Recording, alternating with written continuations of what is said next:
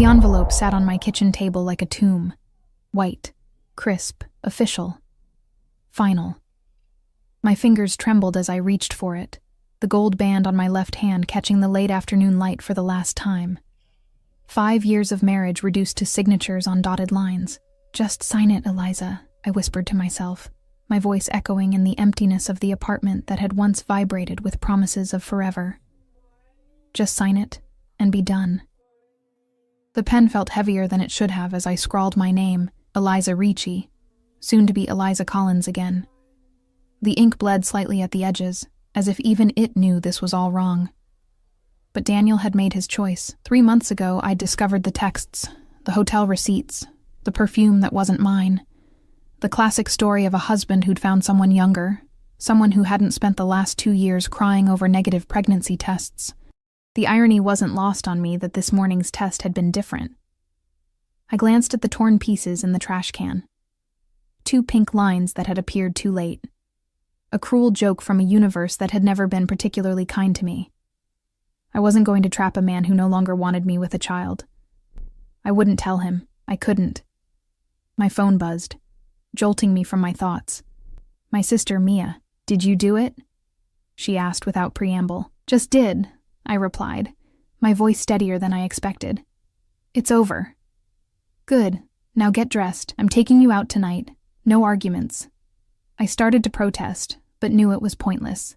Mia had decided I needed distraction, and once she set her mind to something, resistance was futile. Besides, maybe she was right.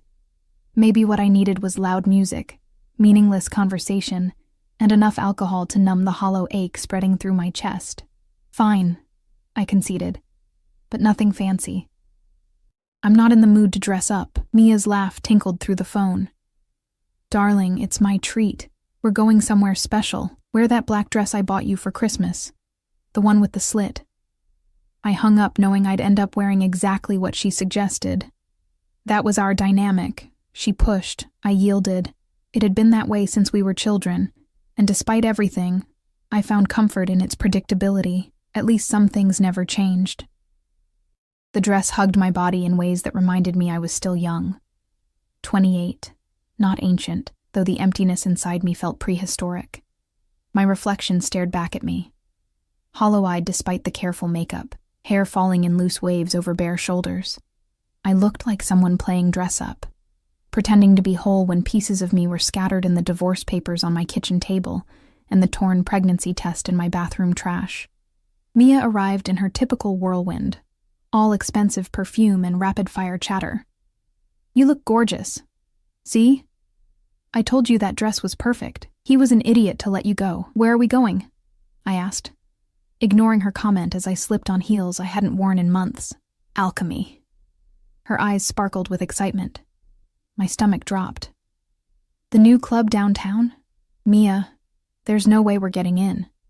That place is impossible." She dangled a small black card between manicured fingers. "Not with this, it isn't." "How did you get that?" I reached for the VIP pass, examining the embossed gold lettering with suspicion.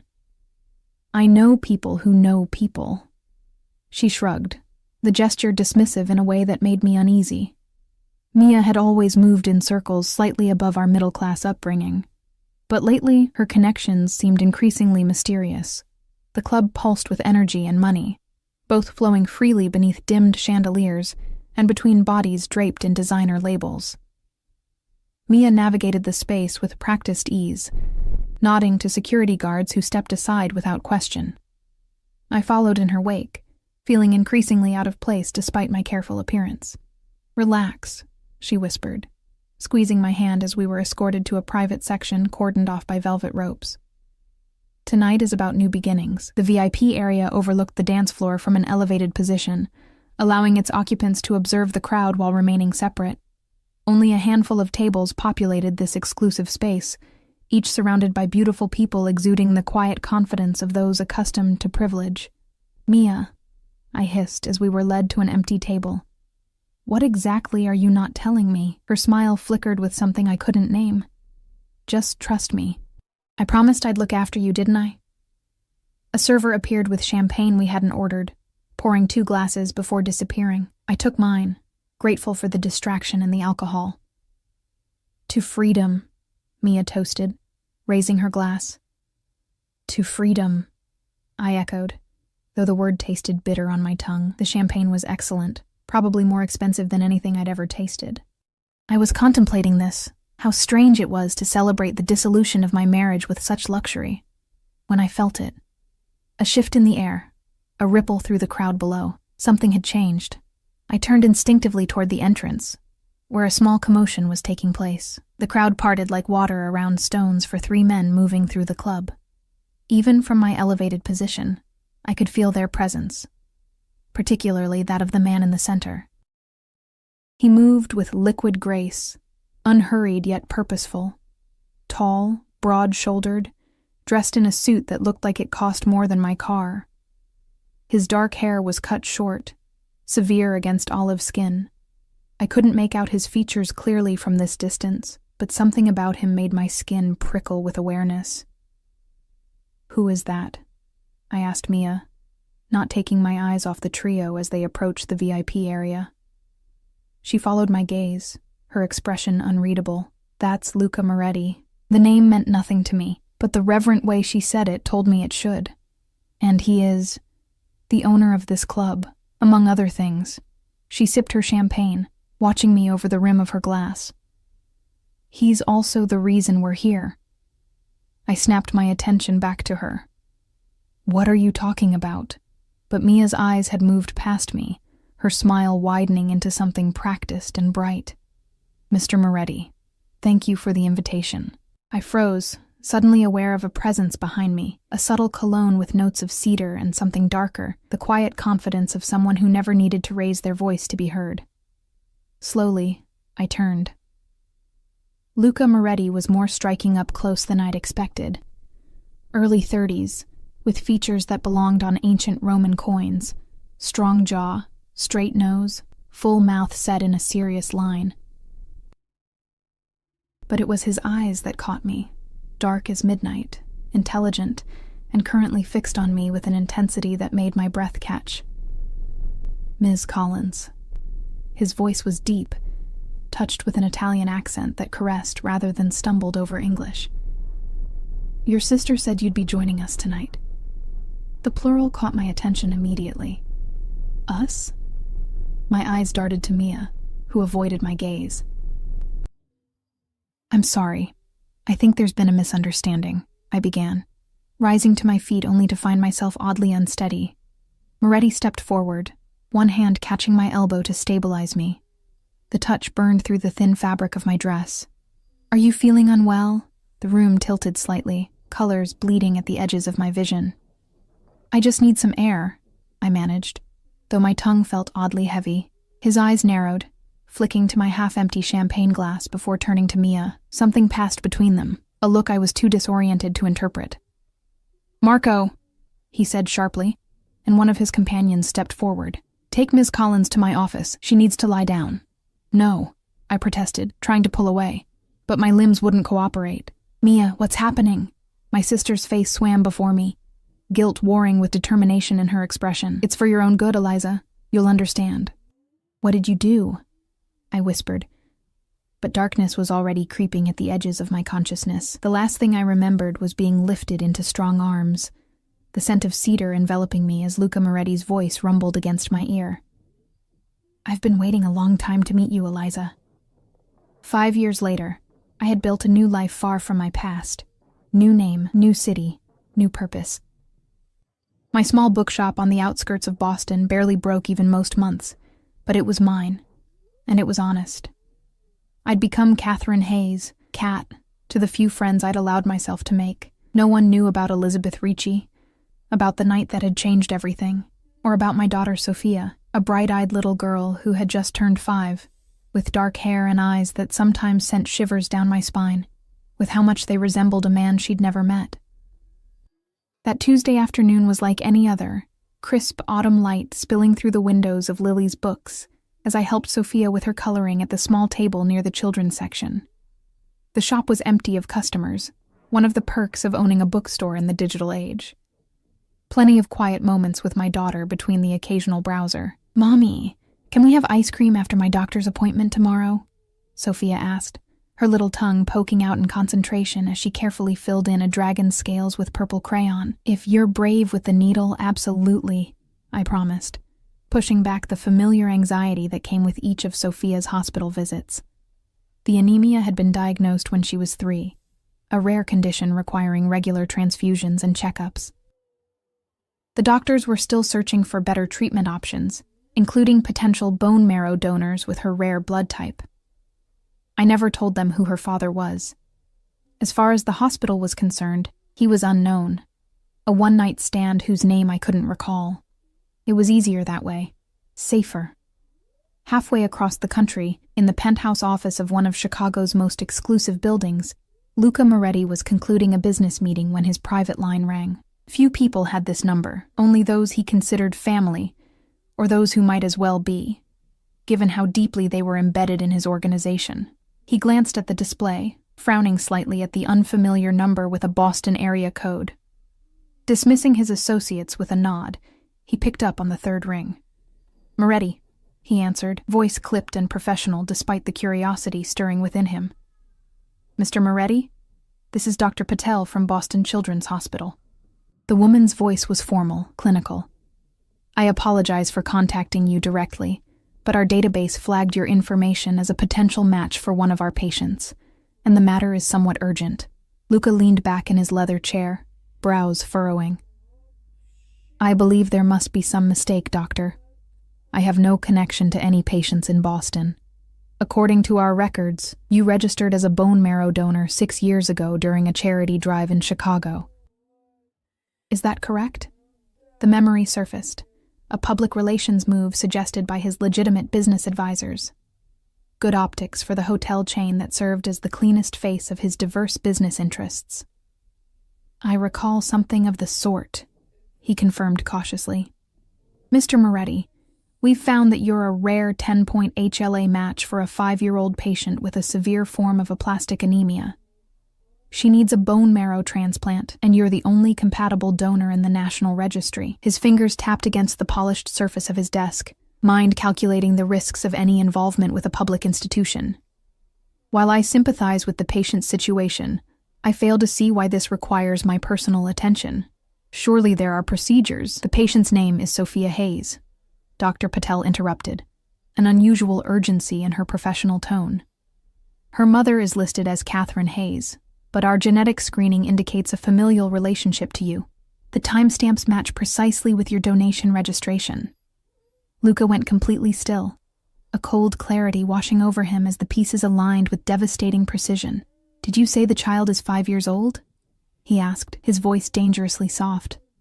"Yes, she'll be 6 in January. 5 years and 9 months since Elizabeth had vanished from his life without a trace. Despite his relentless search, the timing could not be coincidental. "Send me everything you have on both the child and the mother," he ordered, already pressing the intercom button for his security chief. "I'll be in Boston tomorrow."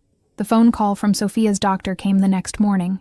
Not Dr. Patel, her regular physician, but the head of hematology, a development that sent ice through my veins before he'd spoken more than a greeting.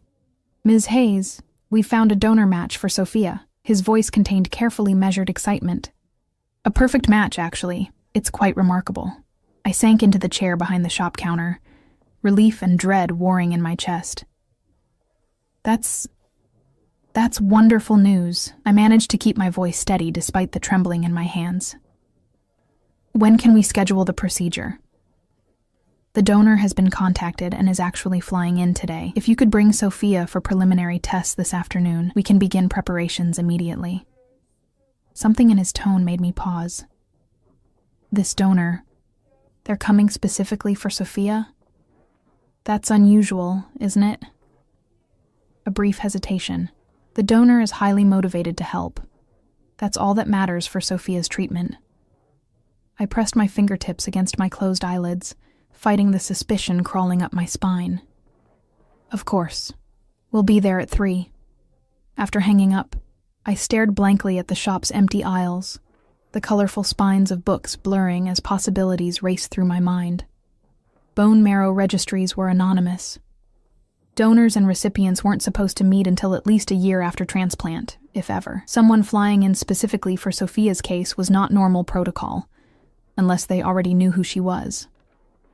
"Mommy, can I have another cookie?" Sophia's voice pulled me from my spiral of panic.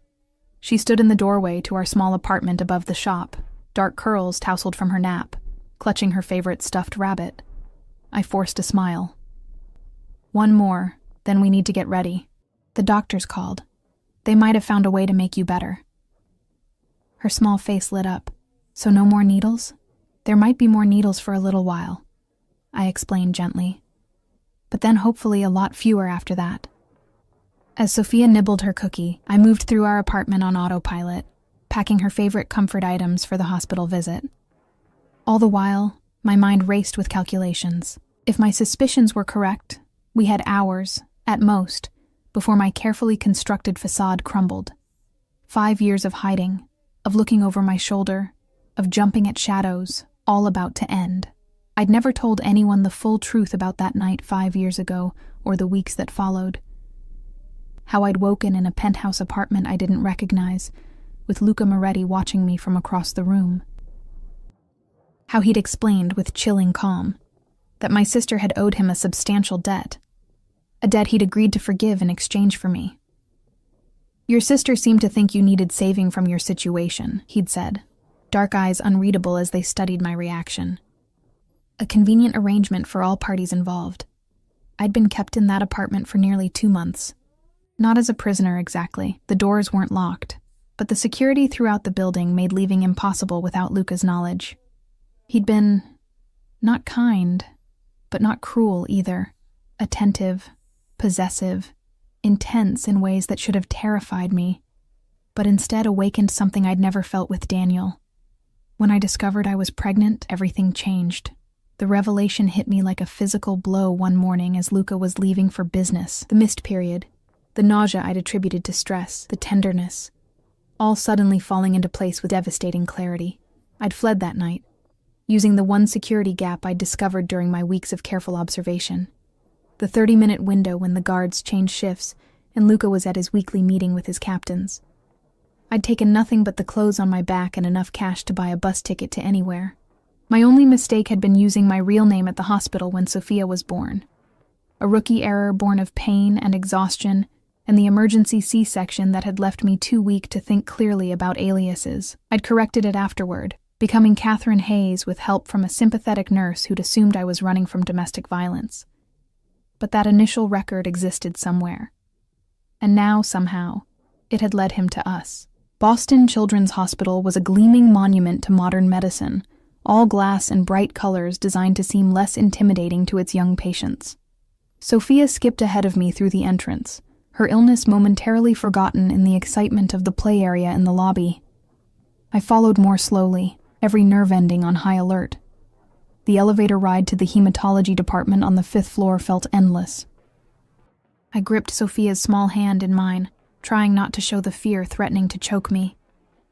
She looked up, her dark eyes, so like her father's, wide with innocent concern. "Are you scared, Mommy?"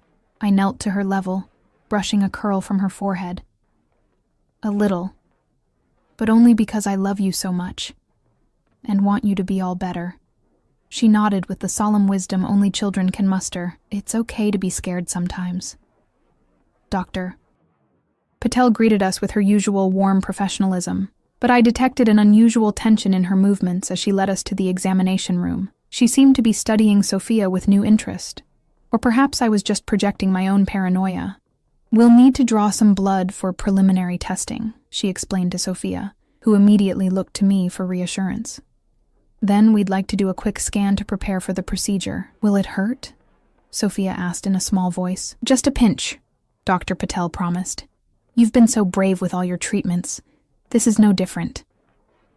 As the nurse prepared for the blood draw, Dr. Patel gestured for me to step outside the room.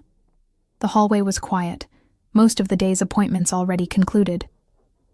"Ms. Hayes," she began, voice lowered, "I want to be transparent with you. The donor match for Sophia. He's requested to meet with you privately before proceeding." Cold washed through me. "That's against protocol." "It is," she agreed, looking uncomfortable. But given the circumstances and the urgency of Sophia's condition, I've made an exception. What circumstances?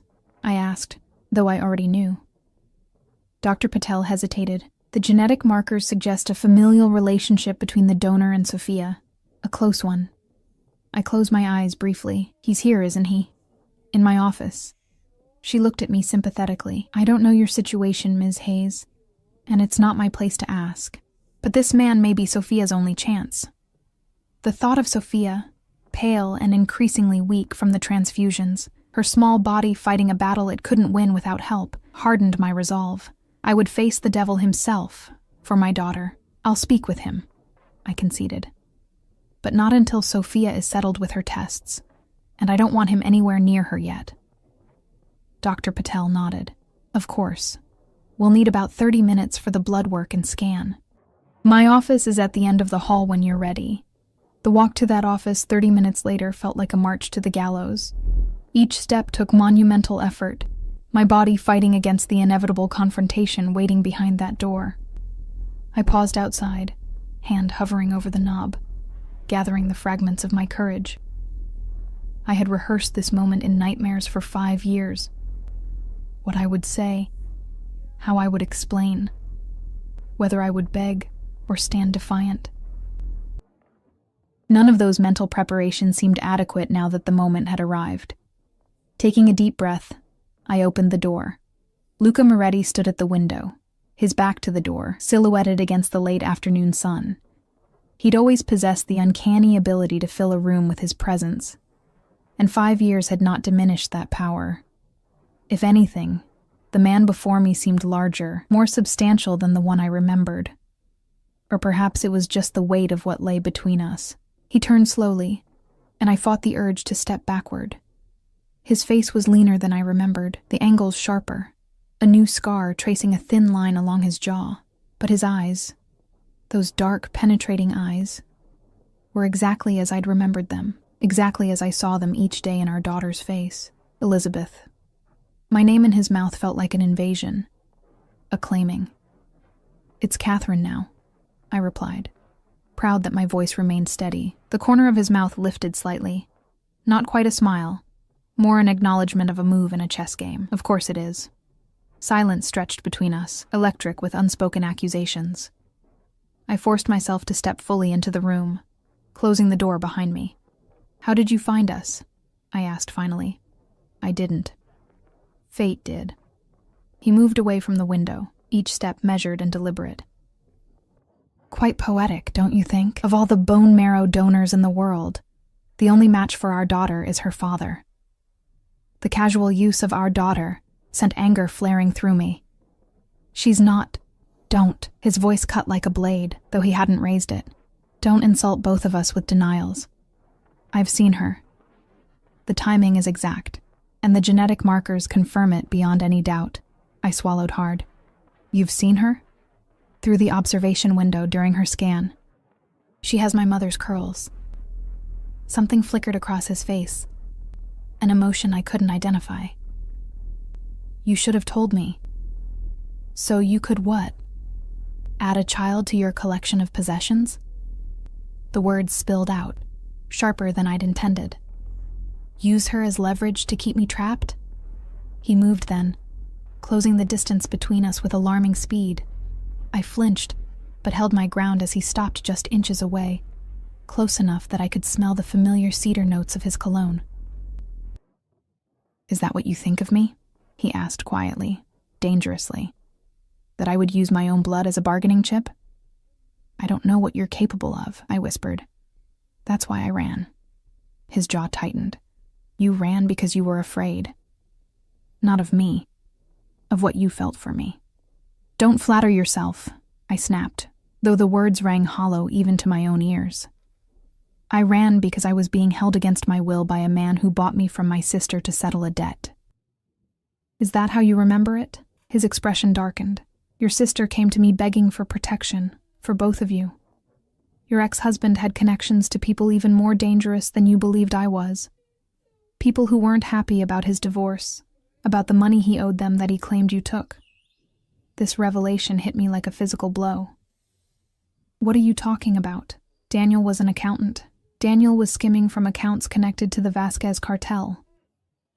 When they started closing in, he tried to pin it on you, claimed you'd transferred the money without his knowledge during the divorce proceedings.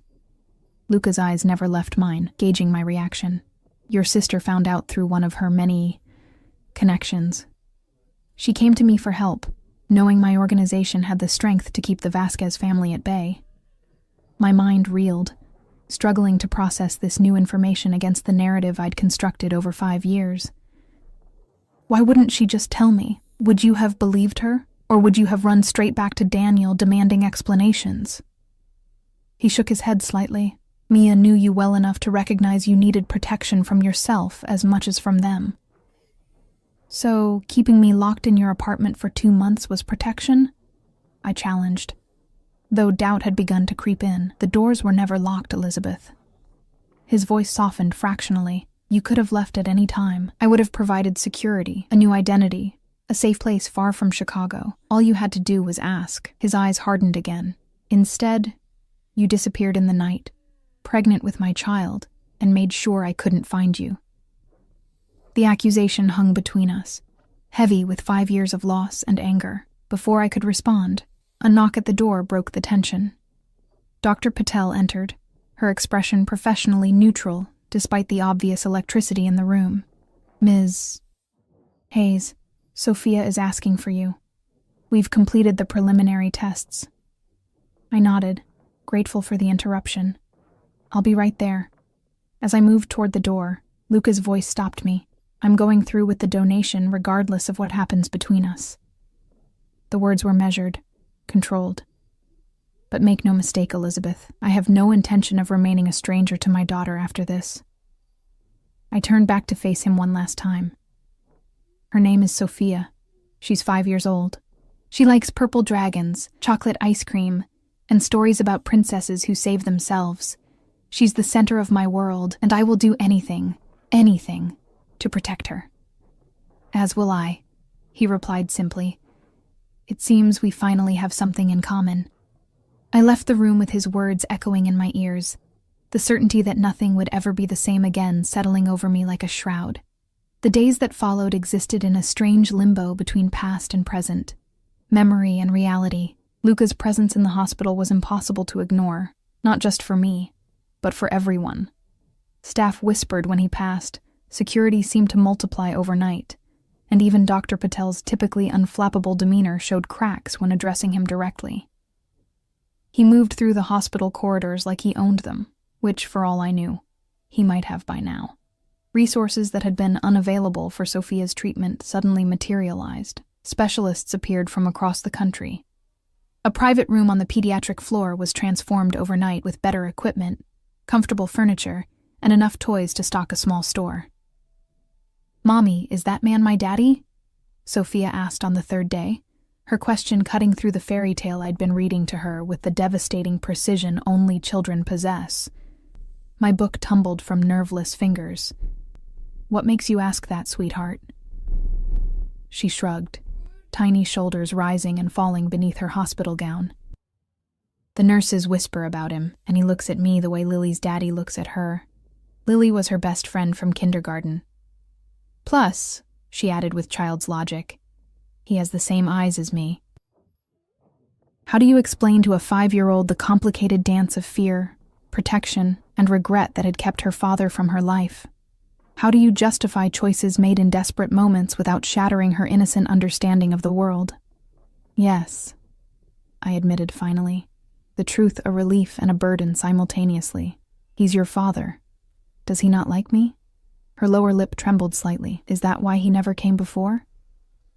Oh, Sophia. I gathered her small body against mine, mindful of the IV line. No, baby. He didn't know about you. It was complicated grown-up stuff. But he's here now because he wants to help make you better. She considered this with the solemn deliberation unique to children. Will he stay? After I'm better? The question I'd been avoiding even in my own thoughts. I don't know, sweetheart. That's something we'll have to figure out together. Later that evening, after Sophia had fallen asleep, I found Luca waiting in the small family lounge adjacent to her room. He'd discarded his suit jacket, his crisp white shirt rolled up at the sleeves, revealing forearms corded with muscle and decorated with an intricate tattoo I didn't remember, a stylized wolf encircling his right wrist. "She knows," I said without preamble. Closing the door softly behind me, he looked up from the tablet he'd been studying. "Knows what?" "That you're her father. She figured it out on her own." Something flashed across his face. Pride, perhaps, or satisfaction. "She's perceptive, like her mother. She wants to know if you're staying after the transplant." I sank into the chair opposite him, suddenly exhausted. I didn't know what to tell her. Luca set aside his tablet, giving me his full attention. The intensity of his gaze hadn't diminished over the years. If anything, it had grown more focused, more deliberate. "What do you want me to tell her?" he asked quietly. "The truth would be nice," I replied, an edge creeping into my voice. "But I'm not sure either of us knows what that is anymore." He leaned forward, elbows resting on his knees. "Here's my truth, Elizabeth. I have a daughter I didn't know existed until 3 days ago. A daughter who needs me. Not just my bone marrow, but me. I have no intention of disappearing from her life again, voluntary or not." The implied accusation hung between us. "And here's mine," I countered. "I have spent 5 years building a life where my daughter is safe, a normal life, with friends and school and birthday parties. Not a life where she's watched by guards or taught to fear shadows or wonders if her father will come home bloodied. Or not at all." His jaw tightened. "Is that what you think her life would have been? Tell me I'm wrong." Instead of answering, he stood and moved to the window overlooking the hospital garden, now dark in the late evening. "Things have changed in 5 years. Have they?" I challenged. "Or have you just gotten better at hiding them?" He turned, the ambient light from the corridor catching the angles of his face. "I won't apologize for who I am or what I've built, but I will say this. Everything I've done has been to secure a future, a legacy." His gaze held mine, unwavering. I never knew what for until now. Something in his tone made my heart skip. Before I could respond, his phone buzzed. He glanced at it, his expression hardening instantly. "We have a problem," he said. "All business now. My security team has detected unusual surveillance patterns around the hospital. Someone's watching, and not my people." Cold dread washed through me. "You think it's them? The people Daniel was involved with?" "It's a possibility we can't ignore." He was already moving toward the door. "I'm doubling security on this floor. No one enters without my personal approval." "Luca," I called after him, my voice catching. "If anything happens to her." He paused, turning back.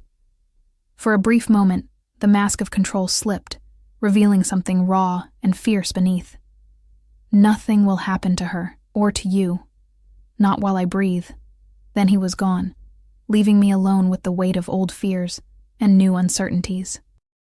The transplant procedure was scheduled for the following morning. Dr. Patel had explained the process in detail, how they would harvest bone marrow from Luca's hip bones, then infuse it into Sophia's bloodstream, where the healthy stem cells would hopefully make their way to her bone marrow and begin producing healthy blood cells.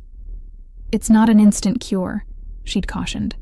"The recovery period is significant, and there are risks of complications. But given the perfect HLA match, Sophia's chances are excellent."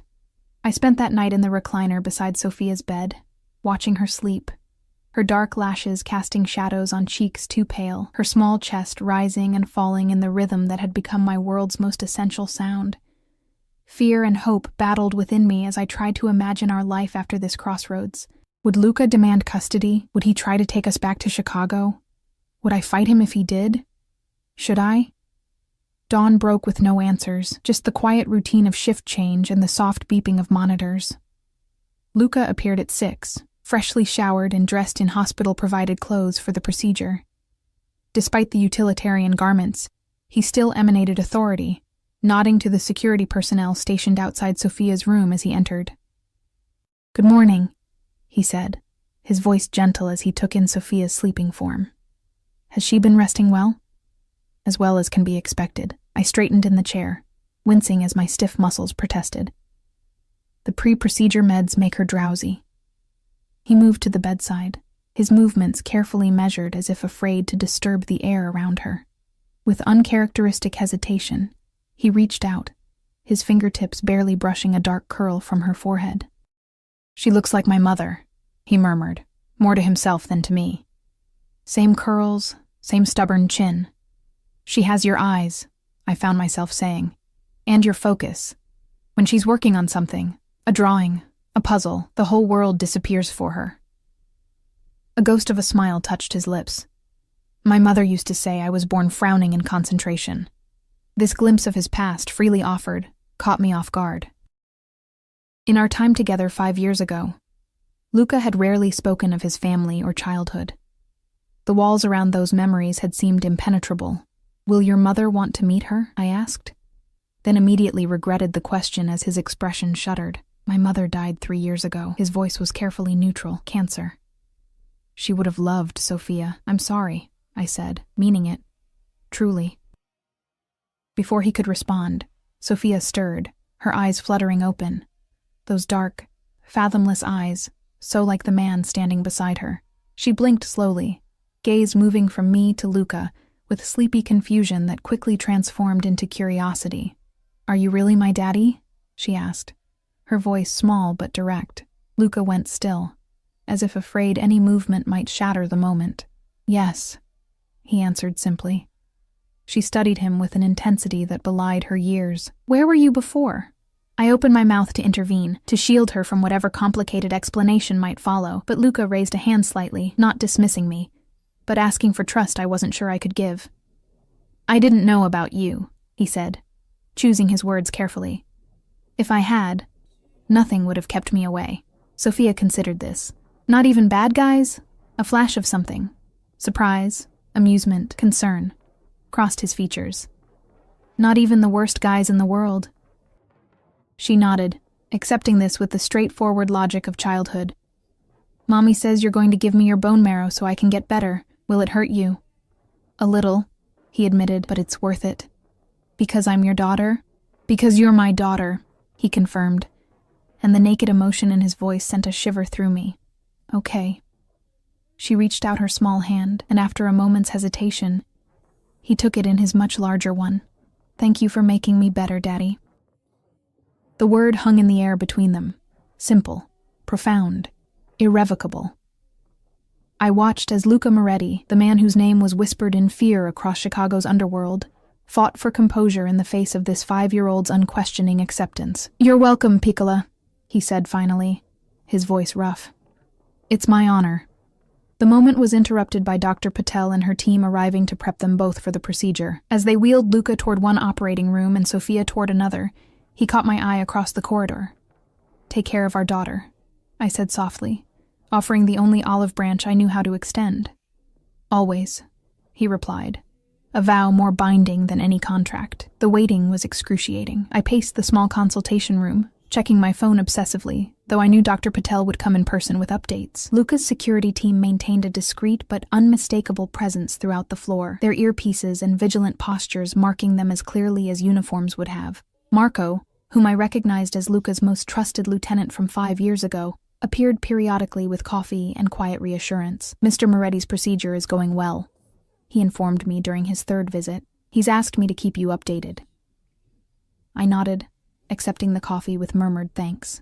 "Have there been any developments with the surveillance he mentioned?" Marco's expression remained professionally neutral. "The situation is being handled. Your focus should remain on Sophia." The non-answer was answer enough. Whatever, or whoever, had been watching the hospital was real, and Luca's people were handling it. I decided not to ask what that entailed. 4 hours later, Dr. Patel finally appeared, her surgical cap still in place but her face relaxed. "Both procedures went perfectly," she announced. "Luca is in recovery and should be released to his room within the hour. We've just begun Sophia's infusion. The transplanted cells are being introduced into her bloodstream now." Relief made my knees weak. I sank into a chair, covering my face with trembling hands.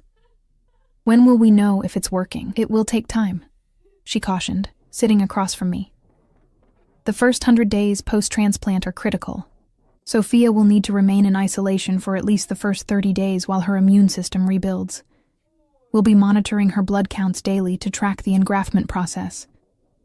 And after those 100 days? I asked, already calculating how to manage the bookshop, how to create some semblance of normalcy in the sterile hospital environment. If all goes well, she can return home with precautions. Her immune system will remain vulnerable for up to a year, but many children return to school and regular activities within 6 months. Home. The word echoed hollowly. The small apartment above my bookshop seemed impossibly distant now, a life that belonged to someone else. I couldn't imagine Luca Moretti allowing his daughter, and by extension me, to simply return to our quiet existence in Boston as if the past week hadn't happened. When can I see her? I asked, pushing aside the larger questions for now. She's being settled in the isolation room. You can see her in about 30 minutes once we've completed the setup. Dr. Patel hesitated. Mr. Moretti has requested to see you in his recovery room first. Of course he had. Even from a hospital bed, Luca would expect the world to bend to his will. Some things never changed. I found him in a private room at the opposite end of the floor from Sophia's. He was sitting up in bed, still pale but alert, a phone in his hand, despite the nurse's likely objections to electronics. When I entered, he set it aside immediately, his focus shifting to me with that familiar intensity. Sophia? He asked without preamble. In isolation. The infusion is underway. I remained by the door, maintaining distance. Dr. Patel says everything went perfectly. He nodded once, satisfaction evident in the slight relaxation of his shoulders. Good. That's good. An awkward silence fell between us, filled with unasked questions and unspoken accusations. Finally, I took a step forward, forcing myself to bridge the gap, physical and metaphorical. Thank you, I said quietly, for what you did today. For Sophia. She's my daughter. The simplicity of his statement contained multitudes. You don't need to thank me for that. I do, though. I moved closer still, perching tentatively on the edge of the visitor's chair. Whatever happened between us, you didn't hesitate when she needed you. That matters. His dark eyes studied me, searching for something I wasn't sure I could give. We need to discuss what happens next, Elizabeth. Catherine, I corrected automatically. A hint of a smile touched his lips. Not to me. Never to me. The possessiveness in those words should have angered me. Instead, they sent a treacherous warmth through my veins. A reminder of feelings I'd spent 5 years burying. What do you want, Luca? I asked directly. What's your endgame here? Family, he replied without hesitation. My daughter knowing her father. You. He paused, choosing his next words carefully. You safe. Both of you. Safe from what? His expression darkened. Marco confirmed our suspicions. The Vasquez cartel has been tracking unusual bone marrow registry matches, looking for familial connections to locate you. They've never believed you weren't involved in Daniel's embezzlement. Fear, cold and familiar, slithered down my spine. After all this time, why would they still care? It wasn't just money Daniel took. He had information. Names, roots, connections. They believe you have it. He shifted, wincing slightly as the movement pulled at his surgical site. They've been watching the hospital. My men intercepted one of their scouts last night. Oh, God. My hand flew to my mouth, the implications hitting me like a physical blow. Sophia is protected, he cut in firmly. No one will get near her, but this changes things, Elizabeth. You can't go back to your life in Boston, not now. The walls seem to close in around me, options disappearing one by one. What are you suggesting? That I pack up our lives and disappear again? I'm suggesting you come home, he said quietly. To Chicago. With me. Chicago. The word hung between us, weighted with history and implications. That's not our home anymore, Luca. It could be. His voice remained measured, reasonable. I can provide security there that's impossible anywhere else. My territory, my people, my resources. Your world, I countered. Your dangers, he sighed, a rare show of frustration breaking through his composed exterior. The dangers exist regardless of where you are. That's what today has proven. At least in Chicago, I can control the variables. I stood, needing the physical movement to process the turmoil inside me. And what would this arrangement look like exactly? Sophia and I living in some protected compound, watched every moment? No freedom, no normalcy? Is that what you think I'm offering? A flash of something like hurt crossed his features before disappearing behind his usual mask. A prison? Isn't it? Luca pushed himself more upright, grimacing slightly at the movement. I have a home, a real home, in Lake Forest. 17 acres, woods, a private beach on the lake. Security is unobtrusive but comprehensive. Sophia could attend the best schools, have the best medical care, live a normal life. Just with protections most children don't need. The picture he painted was seductively peaceful, almost ordinary, if you ignored the implicit violence holding it all together. And where do I fit in this scenario? I asked, cutting to the heart of it. What exactly am I to you in this new arrangement? His eyes darkened. You know what you are to me, Elizabeth? No, I challenged, taking a step closer to his bed. I don't. 5 years ago, I was a possession, something you acquired to settle my sister's debt. Is that still how you see me? As something that belongs to you? Is that really what you believe happened? He reached for my wrist, his grip firm but not painful, forcing me to look at him directly. Your sister came to me terrified for your life. She'd discovered Daniel's connections to the cartel, the money he'd moved through accounts in your name. They were coming for you both. I offered protection in exchange for her working off her own debts to me. By giving me to you, I interjected. By introducing us, he corrected, his thumb brushing over my pulse point, in a gesture so familiar it made my heart ache. What happened between us afterward was not part of any arrangement. Memories flooded back, the initial fear giving way to fascination, then desire. The way he'd never pushed, never demanded, just waited with predator's patience for me to come to him. The night I finally had, unable to deny the pull between us any longer. You never told me about Daniel, I said quietly, withdrawing my hand from his grasp. If what you're saying is true, why keep me in the dark? Would you have believed me? Or would you have run straight back to him, demanding explanations, putting yourself directly in their crosshairs? His expression was grim. You were safer not knowing. That wasn't your decision to make. No, he conceded, but I made it anyway, to protect you. I turned away, moving to the window that overlooked the hospital parking lot below. Ordinary people living ordinary lives, unaware of the currents moving beneath the surface of their reality.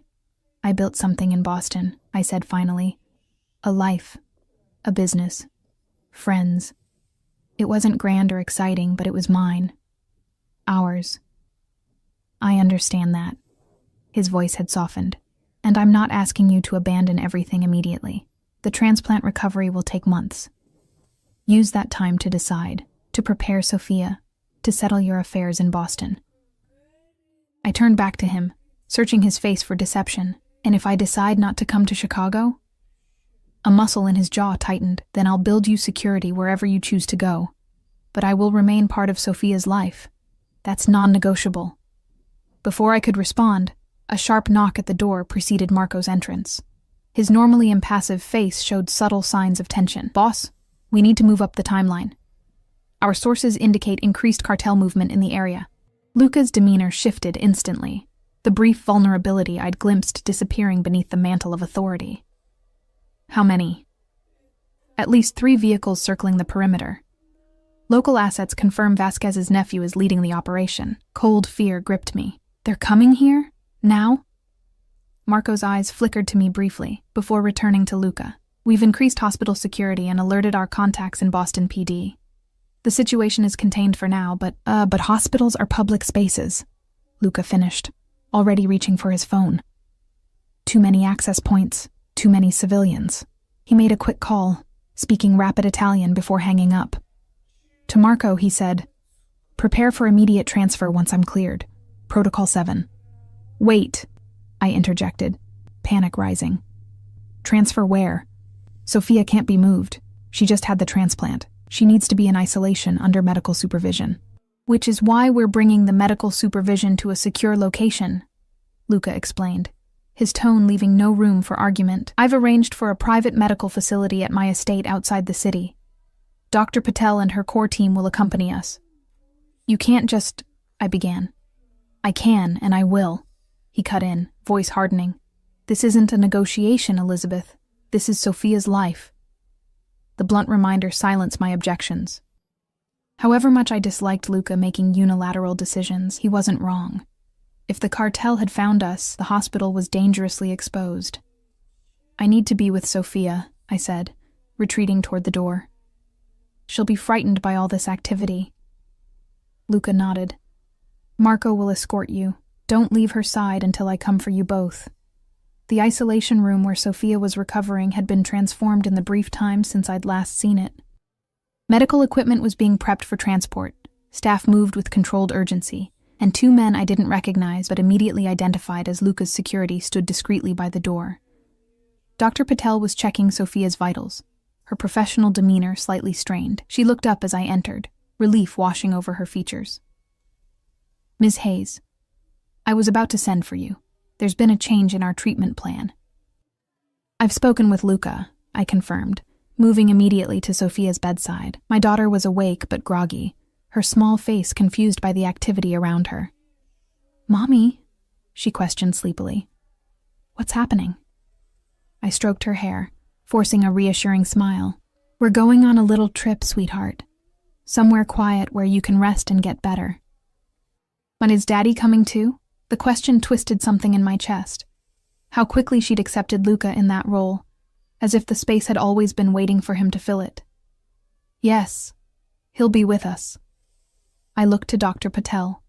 How risky is moving her so soon after the procedure? Under normal circumstances, I wouldn't recommend it, she admitted quietly. But Mr. Moretti has arranged for equipment and facilities that match or exceed what we have here. The transport itself is the primary concern, but that will be brief.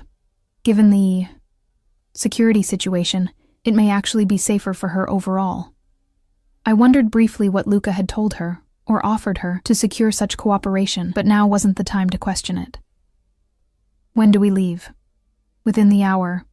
We're just waiting for final clearance from the medical transport team and, she hesitated, and Luca's security assessment, I finished for her. She nodded, looking relieved that I understood. Mr. Moretti seems very thorough in his planning. A lifetime of contingency plans and exit strategies. Of course he'd be thorough. I'd once found it suffocating. Now, with Sophia's safety at stake, I found myself grateful for his paranoia. The next 45 minutes passed in a blur of preparations. Sophia was carefully transferred to a transport bed, her IV lines and monitoring equipment secured for movement.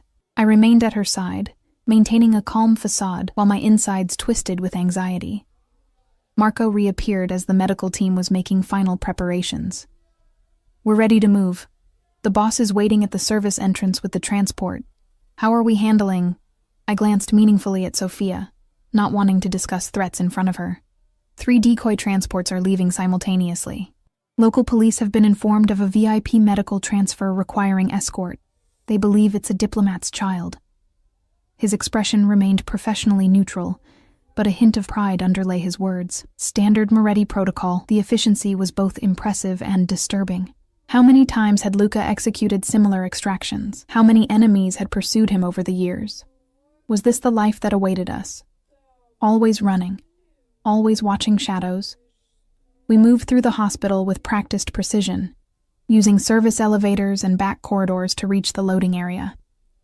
Sophia, drowsy from medication, drifted in and out of sleep during the transfer, mercifully unaware of the tension surrounding us.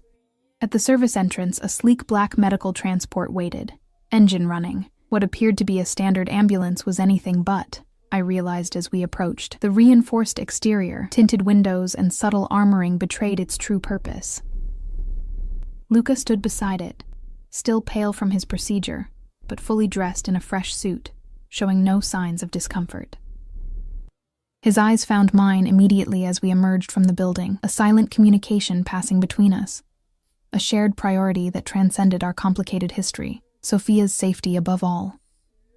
Everything is prepared, he said as we reached him. The flight leaves in 40 minutes. We'll be in Chicago before dark. Flight? I asked, startled. I thought we were going to a local facility. Plans change, he replied tersely.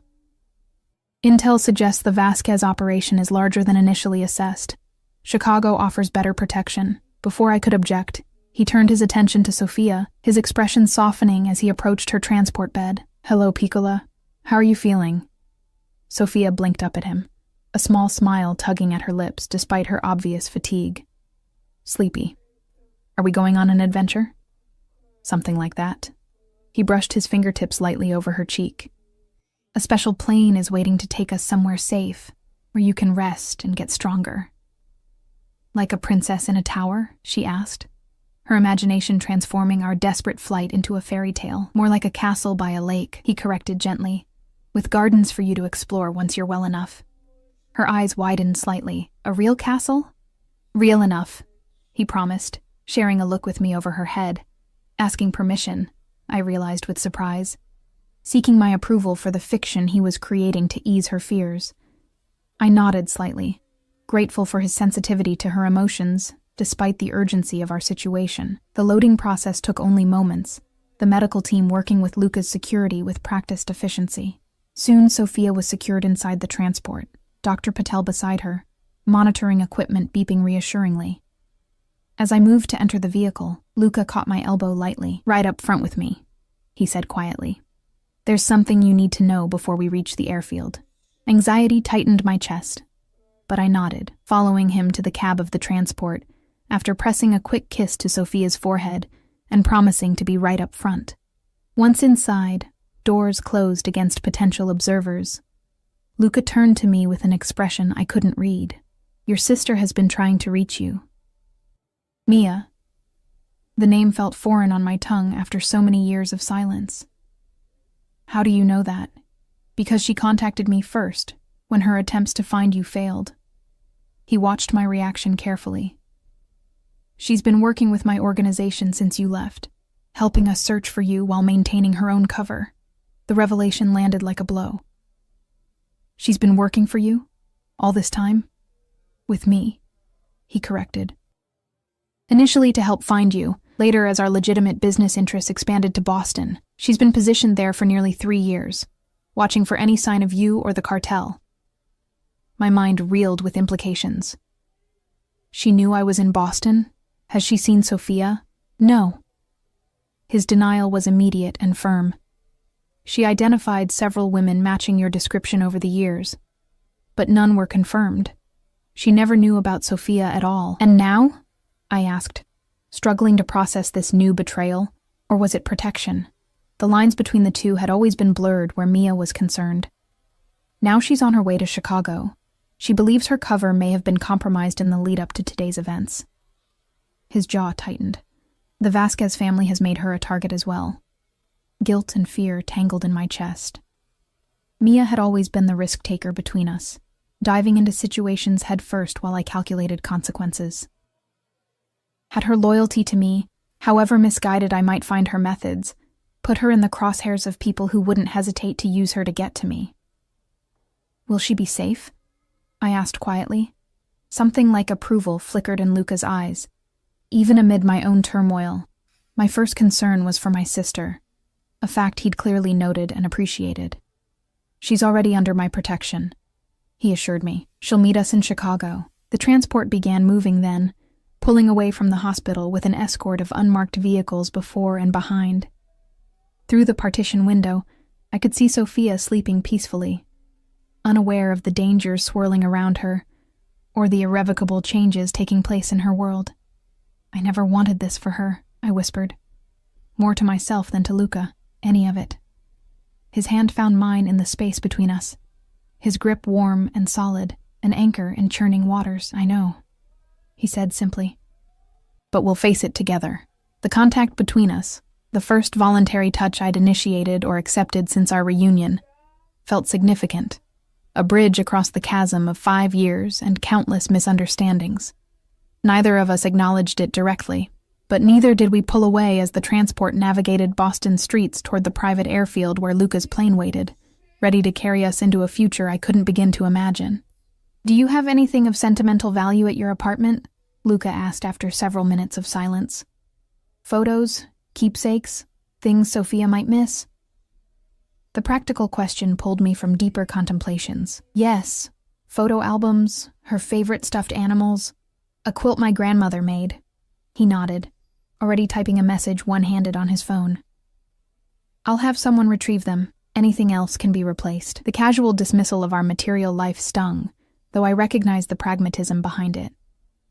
"My bookshop can be sold, or managed remotely if you prefer." His tone was matter-of-fact. "I have people who can handle either option." Of course he did. Luca Moretti had people for everything, a vast network of loyal soldiers who executed his will without question. It was both his greatest strength and, to me, his most troubling quality. "I need to maintain some control over my own life," I said quietly but firmly. "Over Sophia's life. I can't just surrender everything to your management." He turned slightly in his seat, studying me with those penetrating dark eyes. "I'm not asking you to surrender, Elizabeth. I'm offering resources, protection, options, security. What you build with those resources is entirely your choice." "Is it?" I challenged. "When the resources come with invisible strings. The only string is Sophia's safety and well-being," he countered. "Beyond that, make whatever choices you want." I wanted to believe him. Part of me, a larger part than I cared to admit, was drawn to the certainty he offered, the solid ground after years of shifting sand beneath my feet. But experience had taught me that with Luca, things were rarely as straightforward as they appeared. "What about us?" I asked finally, voicing the question that had hovered between us since his reappearance. "What are your expectations there?" His thumb traced a small circle against my hand, the gesture so intimate it made my breath catch. "My expectations haven't changed in 5 years," he said quietly. "But I've learned patience, and perhaps a bit of humility." Before I could respond, the transport slowed, turning onto a private road that led to a small airfield. Through the windshield, I could see a sleek private jet waiting on the tarmac, stairs already deployed. "We've arrived," Luca noted unnecessarily, releasing my hand as the vehicle came to a stop. "We'll continue this conversation when Sophia is settled on the plane." As he moved to exit the transport, I caught his arm. "Luca." He paused, looking back at me with a raised eyebrow. "Thank you. For coming when she needed you. For not hating me for what I did." Something complex moved through his expression. Pain, longing, resolution. "I tried to hate you," he admitted. "For about 5 minutes. Then I just missed you instead." The simple honesty of his statement hit harder than any accusation or demand could have. As he turned away to coordinate the transfer to the plane, I remained in my seat, processing the implications of those words, and the road that stretched before us, a road leading back to a city I'd fled, to a life I'd rejected, and to a man I'd never quite managed to forget. The private jet hummed beneath us, a cocoon of luxury and security separating us from the world below. Sophia had been settled in a specially modified section at the rear, transformed into a sterile medical area where Dr. Patel could monitor her condition during the flight. To my relief, she'd fallen into a deep sleep shortly after takeoff, her small body beginning the immense work of integrating Luca's healthy cells into her own. I stood at one of the windows, watching Boston disappear beneath clouds. My bookshop, my apartment, the life I'd constructed piece by careful piece, all reduced to a diminishing grid of lights below. 5 years of independence, of quiet pride in surviving, of building something that was mine alone. 5 years of looking over my shoulder, of waking in cold sweats from dreams where shadowy figures discovered our hiding place, of checking Sophia's window locks 3 times each night. Had it been freedom? Or just a different kind of cage, one of my own making? "She's stable." Luca's voice broke into my thoughts as he approached from the medical area. "Dr. Patel says her vitals are strong." I nodded, unable to find words for the storm of emotions churning inside me. Relief for Sophia, fear of the unknown future, grief for what we were leaving behind, and beneath it all, a treacherous current of something like excitement, the forbidden thrill of danger that had always accompanied Luca's presence in my life. He stood beside me at the window, close enough that I could feel the heat of him, smell the familiar cedar notes of his cologne. We'd been physically closer in the transport, hands touching. But somehow this proximity felt more intimate, a choice to share space rather than circumstance forcing us together. I've arranged for a video call with Mia once we're at cruising altitude. he said, his voice carefully neutral. She's eager to speak with you.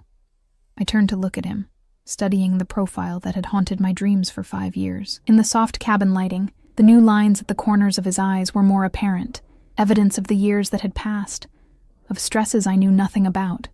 What did you tell her? I asked. About us? About Sophia? Only that you're both safe and en route to Chicago. His gaze remained on the clouds outside. The rest should come from you. I appreciated the space he was giving me to shape my own narrative, even as questions burned inside me. How long has she been working with you, truly? He turned then, meeting my eyes directly. She never stopped. After you left, she was devastated. Blamed herself.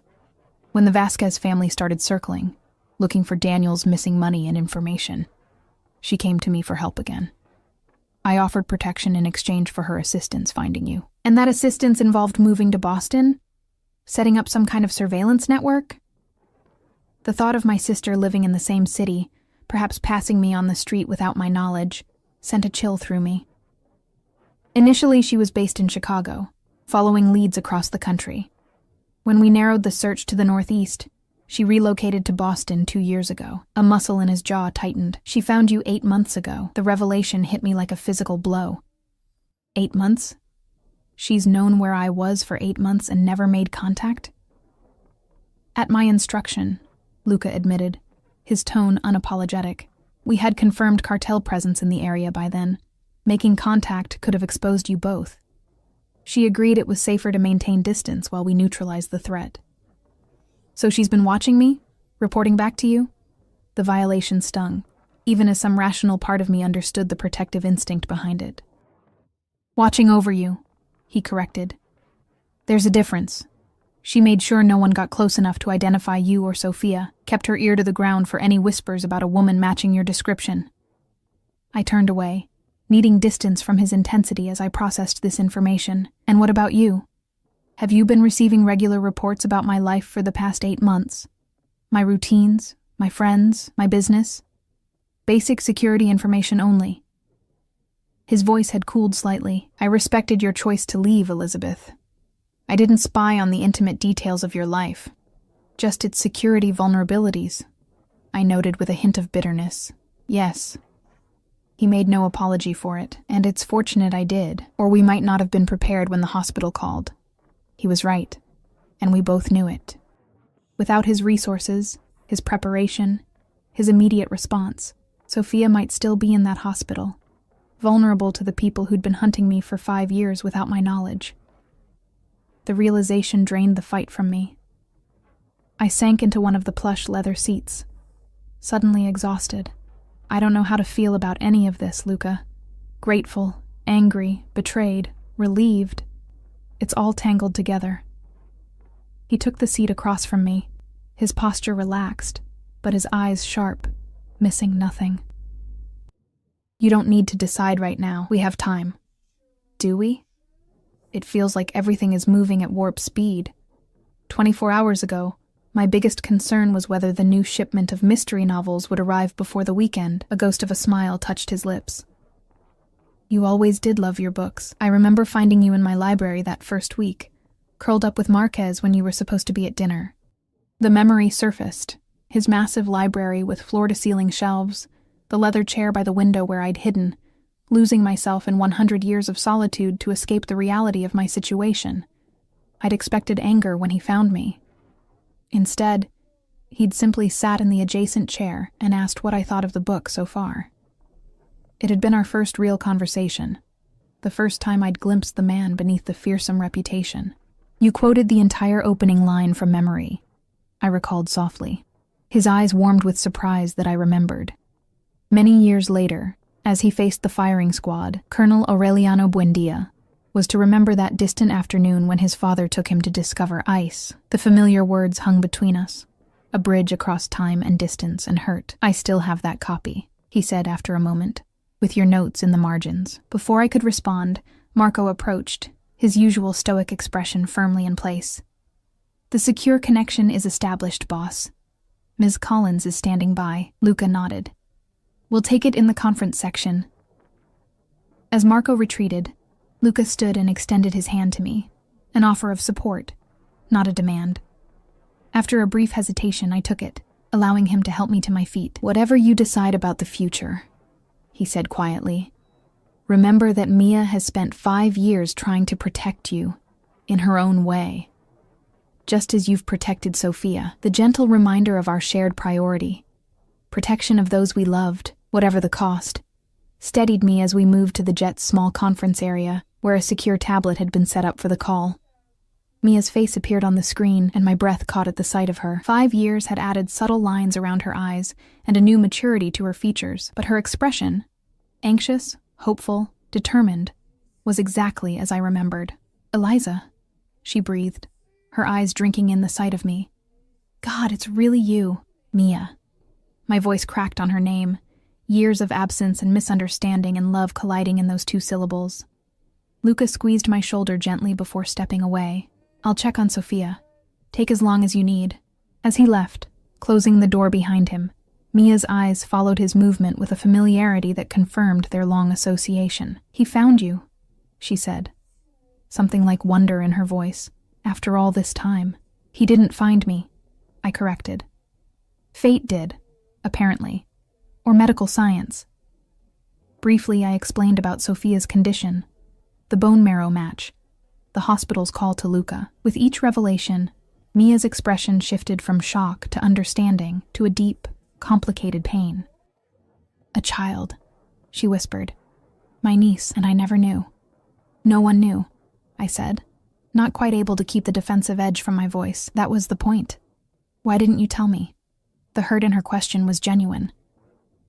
"Even if you had to run from him, from that life, why cut me out completely? Because you were the one who put me there in the first place," I replied, old anger surfacing. "You delivered me to him like some kind of offering, a payment for your debts." Mia flinched as if I'd slapped her. "Is that what you think happened? Isn't it?" She shook her head slowly, disbelief etching her features. "Eliza, I came to Luca for help because Daniel had put a target on your back. The Vasquez family thought you were involved in his embezzlement scheme.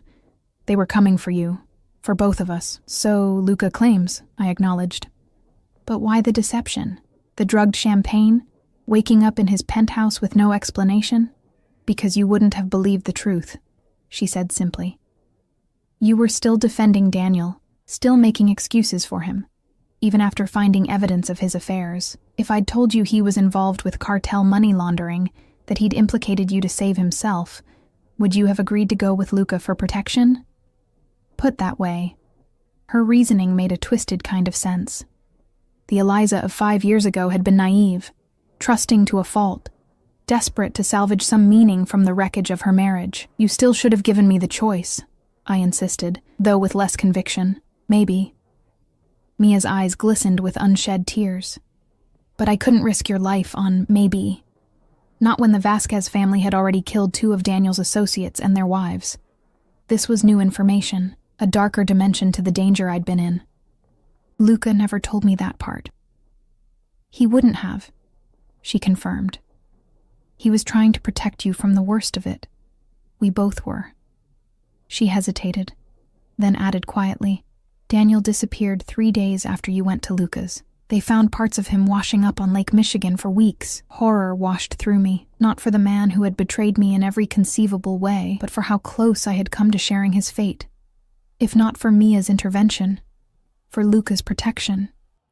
"I'm sorry," Mia continued when I remained silent, processing this revelation.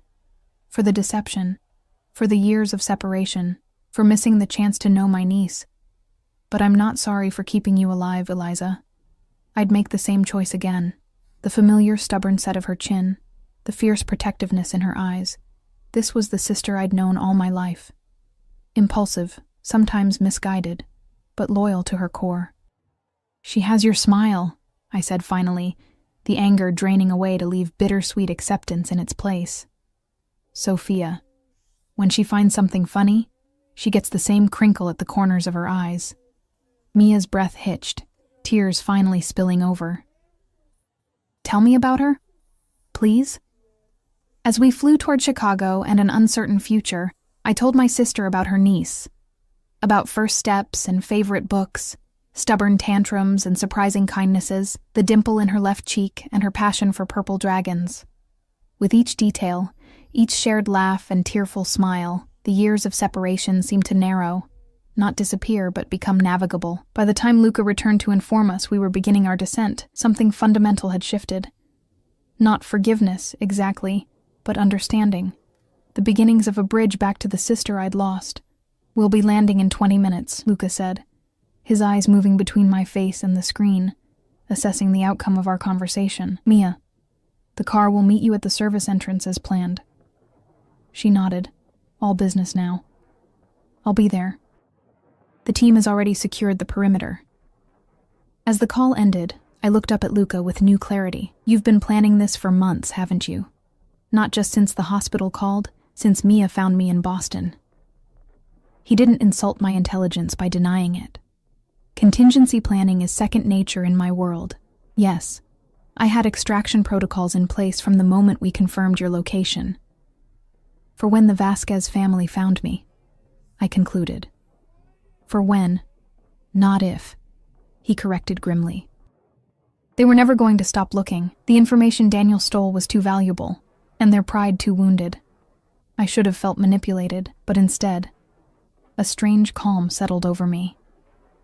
The elaborate chess game Luca had been playing while I remained oblivious had been for my protection, mine and Sophia's. The realization didn't erase the complications between us, but it framed them in a different light. "I need to check on Sophia before we land," I said, standing. Luca nodded, stepping aside to let me pass, but as I moved toward the medical section, I paused beside him. Without overthinking, I raised my hand to his cheek, the first voluntary touch I'd initiated since our reunion. "Thank you," I said quietly, "for watching over us when I didn't know we needed it." His expression remained carefully controlled, but I felt the slight lean of his face into my palm, the barest acknowledgement of vulnerability beneath the armor. "Always," he replied simply. The landing was smooth, the transition from plane to waiting vehicles executed with military precision. Sophia, still sleeping under sedation, was transferred to a medical transport, while Dr. Patel rattled off instructions to the new medical team waiting on the tarmac. I remained at my daughter's side, marveling at how easily Luca's world absorbed us, enfolding us in its protective embrace. The convoy moved through Chicago's streets with purpose, police escorts smoothing our path, though I suspected Luca's influence rather than official cooperation was responsible. As the urban landscape gave way to wealthy suburbs and eventually to exclusive lakeside properties, I watched the passing scenery with a surreal sense of déjà vu. Chicago had been my home once, before Daniel, before Luca, in the brief window of independence after college. I'd loved its energy then, its unapologetic blend of grit and sophistication. Now it felt like a foreign country, familiar in outline but strange in detail. The estate when we reached it was not what I'd expected. In my mind, Luca Moretti would live in some ultra-modern fortress, all glass and steel and ostentatious security. Instead, the gates opened to reveal grounds that seemed to belong to another era entirely. Mature trees lining a winding drive, glimpses of Lake Michigan glittering between them, and at the center, a stone manor house that managed to be imposing without feeling cold. "It was built in the 1920s, Luca commented from beside me, noting my surprise. "I had it restored rather than replaced. Some things deserve preservation." The loaded statement hung between us, as the convoy circled to the rear of the house, where a discreet medical entrance had been prepared. The next hours passed in a blur of activity, Sophia being settled into a hospital-grade room that someone had taken pains to make child-friendly, with colorful murals on the walls and a window seat overlooking the gardens. Medical staff establishing monitoring routines, security personnel moving with quiet efficiency through the background of it all. Through it all, Luca remained a constant presence, neither hovering nor distant, making decisions when needed but deferring to medical expertise without hesitation when Sophia's care was concerned. I watched him with new eyes, seeing both the man I'd known 5 years ago and the one he'd become in my absence. As night fell and Sophia's condition stabilized, Dr. Patel insisted I get some rest. "She'll sleep through the night with the medication. You need to recharge. Tomorrow will be critical for both of you." Reluctantly, I allowed myself to be led from Sophia's room to an adjacent suite that connected to hers through a shared bathroom. The space was elegant without being ostentatious. Cream walls, dark wooden furniture, a bed that looked sinfully comfortable after the stress of the past days. "Your things will arrive tomorrow," Luca informed me from the doorway, respecting the boundary of the threshold. "I had Marco retrieve the items you mentioned, plus whatever else seemed personal or sentimental. Thank you." I sat heavily on the edge of the bed, the weight of everything finally catching up to me. For all of this, the medical setup, the rooms, the consideration. He studied me for a moment, his expression softening. "You should know that Mia arrived safely. She's in the East Wing if you want to see her. Though I suggested she wait until morning." I nodded, grateful for the space to process one reunion at a time. Tomorrow would be better. Rest then. He turned to leave, then paused. "Elizabeth." I looked up, meeting his gaze across the room. "Welcome home," he said quietly, then closed the door behind him, leaving me alone with the implications of those two simple words. Home. Was that what this place could become? Not just a safe haven during Sophia's recovery, but something more permanent? The thought should have terrified me, but as I lay back on the bed, too exhausted even to change out of my clothes, I found myself considering the possibility with surprising openness. The Luca Moretti who had re-entered our lives was not the same man I'd fled 5 years ago. Or perhaps I was simply seeing him more clearly now, understanding the context for actions I'd once interpreted through the lens of fear and resentment. And I was not the same Elizabeth who had run away in the night, pregnant and terrified. Life with Sophia had hardened something in me, a core of steel that had always been there but never tested. I was no longer someone who could be possessed or controlled, not even by a man as powerful as Luca. Perhaps that was why he'd looked at me differently since our reunion. With respect as well as desire, with recognition of an equal rather than protection of something fragile. These thoughts followed me into dreams, where past and present blended. Sophia running through the gardens I'd glimpsed from the car window, Luca reading to her in the library where we'd first truly spoken. Mia laughing as she taught her niece to bake the Christmas cookies from our childhood. I woke at dawn to the soft beep of my phone. A medical alert programmed to notify me of any change in Sophia's condition. Heart racing. I checked the message to find not an emergency but good news. Her first post-transplant blood work showed promising signs, with donor cells beginning to establish themselves. Relief washed through me as I made my way to her room, finding her still sleeping peacefully, her color already slightly improved. Dr. Patel looked up from her chart with a cautious smile. "Early days," she warned. "But the initial response is encouraging. Her body is accepting the new cells without significant resistance." "Thank God," I breathed, taking my usual place in the chair beside her bed. "There's someone else who will want to hear that news," Dr. Patel noted, nodding toward the door. I turned to find Luca standing there, dressed impeccably as always, but with subtle signs of a sleepless night in the shadows beneath his eyes. When our gazes met, something passed between us. Relief, shared purpose, the unspoken acknowledgement that whatever lay ahead, Sophia's well-being would remain our North Star. "Good news?" he asked, though I suspected he'd already been briefed. "The best possible start," Dr. Patel confirmed. "I've adjusted her medication schedule based on these results. If you'll excuse me, I need to consult with the hematology team." As she left, Luca approached Sophia's bedside with that same careful reverence I'd noticed in the hospital, as if still unsure of his right to be near her, to claim the title of father that biology had granted him. "She has your strength," I said softly. "The doctors in Boston were always amazed at how she handled the treatments, how she bounced back." Pride flickered in his eyes. "She has your resilience," he countered. "I've only ever been stubborn. You're the one who rebuilds, who adapts." The compliment, genuine without agenda, warmed something in my chest. We stood in companionable silence, watching our daughter sleep, until Luca spoke again. "I've been thinking about what you said yesterday. About control. About building your own life." His voice was measured, thoughtful. "I want to show you something, when you're ready. Something that might help you see a path forward here." Curiosity piqued. I glanced at him. "What is it?" "Better to show than tell." The corner of his mouth lifted slightly. It's not far. Just at the edge of the property. When Sophia wakes and you've had breakfast, if Dr. Patel agrees she's stable enough for you to step away for 30 minutes. I found myself nodding, intrigued despite my caution. All right. 3 hours later, with Sophia awake, fed, and contentedly watching cartoons under Mia's watchful eye, our reunion that morning had been tearful but healing, the first step toward rebuilding what we'd lost. I followed Luca along a stone path that wound through gardens still lush with late summer blooms. Where exactly are we going? I asked as we passed through a gap in a high hedge into an area of the estate I hadn't glimpsed from the house. Patience, he replied, that ghost of a smile playing at his lips again. It's just ahead. The path opened to reveal a clearing near the lake's edge, where a small building stood, new construction, by the look of it, with large windows and a wraparound porch. It resembled nothing so much as an oversized version of my bookshop in Boston, right down to the blue trim I'd chosen for the windows. What is this? I asked, stopping in my tracks. Luca withdrew a key from his pocket, holding it out to me. See for yourself.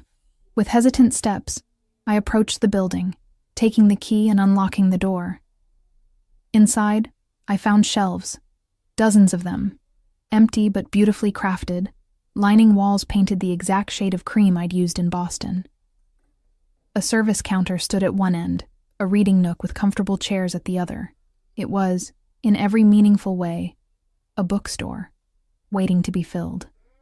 I don't understand, I said, turning back to Luca, who had followed me inside. You built this? When?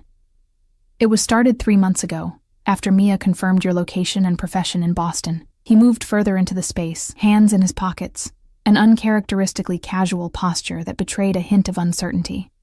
The plan was to offer it to you when the time came for discussion of Sophia's future, a compromise. Independence within safe parameters. The revelation stole my breath.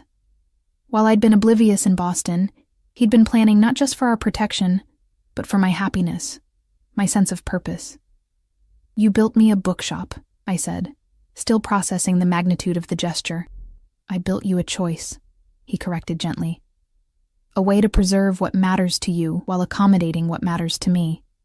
It can be a business if you want, or simply a private library you can open to the public or keep it as your sanctuary. The choice is yours. I moved through the space, trailing my fingers along the polished wood of the shelves, trying to reconcile this thoughtful gesture with my long-held image of Luca, as someone who controlled, rather than collaborated. And if I chose to leave altogether? I asked, not because I intended to, but because I needed to understand the parameters. Then this would remain empty until you changed your mind. His voice was steady, certain. I told you yesterday, the only non-negotiable is my presence in Sophia's life. Everything else is conversation. I turned to face him fully, seeing with sudden clarity the man before me. Not the specter I'd fled, not the criminal overlord of Chicago, but a father who would move heaven and earth for his child, a man who had spent 5 years searching for what he'd lost, a partner offering compromise instead of demands. I don't want to leave, I admitted. The truth of it surprising even me. Not yet. Maybe not at all. But I need time, Luca, to adjust, to rebuild trust, to understand what this, I gestured between us, could become. He approached slowly, giving me time to retreat if I wished. When I held my ground, he stopped just close enough that I could feel the warmth of him, see the flecks of amber in his dark eyes. Time we have, he said softly. The rest we'll figure out together. In the distance, faintly, I could hear Sophia's laughter drifting from the house, our daughter, surrounded by people who would protect her with their lives, beginning her journey toward healing. Ahead of us stretched possibilities I hadn't dared imagine, a life neither completely of Luca's world, nor completely separate from it, but something new we might build together.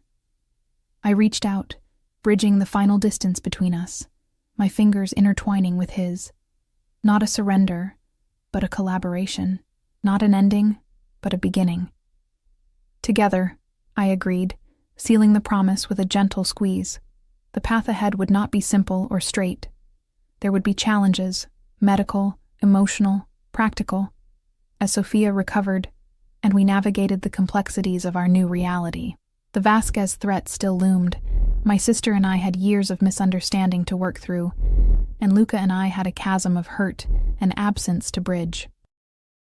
But standing there in the bookshop he had built for me, with the sound of our daughter's laughter carrying on the breeze, I felt something I hadn't experienced in 5 long years: hope, unfolding like the pages of a new story, one we would write together,